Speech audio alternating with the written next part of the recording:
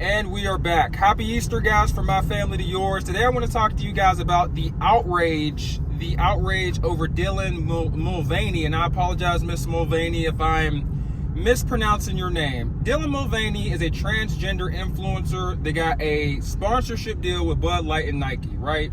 So Nike gave her some leggings to prance around in. They sent her a check. They were like, hey, wear these leggings, prance around for 15 seconds, post it on your page, you know, and we'll write you a check. Same thing with Bud Light. Bud Light was like, hey, we got some money for you. Let's see you drink some beers on your page. We'll write you a check. And the outrage, I think, me personally, is kind of phony, and it makes a lot of people seem insecure, right? And I don't want people to be like, oh, what are you, pro LGBT? It's like, well, I'm not pro LGBT. I'm more so pro do you. You know, if that happens to be pro LGBT, that's fine with me. You're not hurting me. You're not taking anything away from my life, my family, my friends, what I enjoy just because you decided to change your gender. That's none of my business, right? I have a master's degree in minding my own business. And I feel like other people should really go to this college to mind your own business university, you know? The tuition's completely free. All you got to do is mind yours. But it just kind of, you know, gets me thinking. I'm like, what is with all this phony outrage? They're saying that they're pushing the transgender ideology on kids, or, you know, on our youth, which, fair enough, okay? Representation is there. I get it. It's your kids getting exposure to seeing that. But as a father, I have a son, right? To be honest with you, I don't think that if my son sees that, that's going to make him want to turn into a woman. Or I don't think that, you know, my son seeing a transgender come across his feed is going to make him want to change. Why? I just feel secure and confident that that's just not, you know, it's just not, we raised him a certain type of way. That's just not what's going to happen, you know? And if, let's say he does decide to do something that I don't disagree with, that I might not agree with, I'm gonna be honest with you, I'm gonna love him either way, you know. Would it be tough? That's a different conversation. That's a different video for a different time. But honestly, I'm legitimately not worried about it. I don't think you should be either.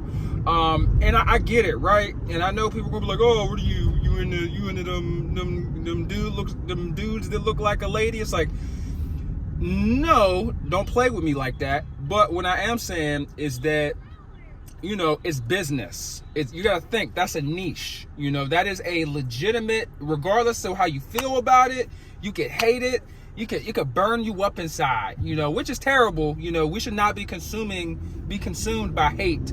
You know, hate is a hell of a drug, and it will really consume you. It brings out the worst of people. But you know, it's a niche, regardless of whether you like it or not. It's a niche. It's a business. It's a community. That's a whole community. The LGBT, transgender, drag queen, that's like a whole niche. That's business. Their sales are going to go up because of that. And so for you to be upset at Nike or to be upset at Bud Light because they catered a small percentage of their revenue towards advertising to letting an influencer drink a couple beers or drink a couple leggings, that they're going to make money off that. They're more LGBT, you know, drag. I don't know nothing about that community, but that whole community, and sorry if I'm offending some people, but that whole community now is going to be drinking Bud Light. That whole community is going to go out and buy some Nike leggings. It's business. Whether you like it, whether you hate it, it doesn't matter. It's going to make money. All right. If it don't make money, it don't make sense. I just don't understand.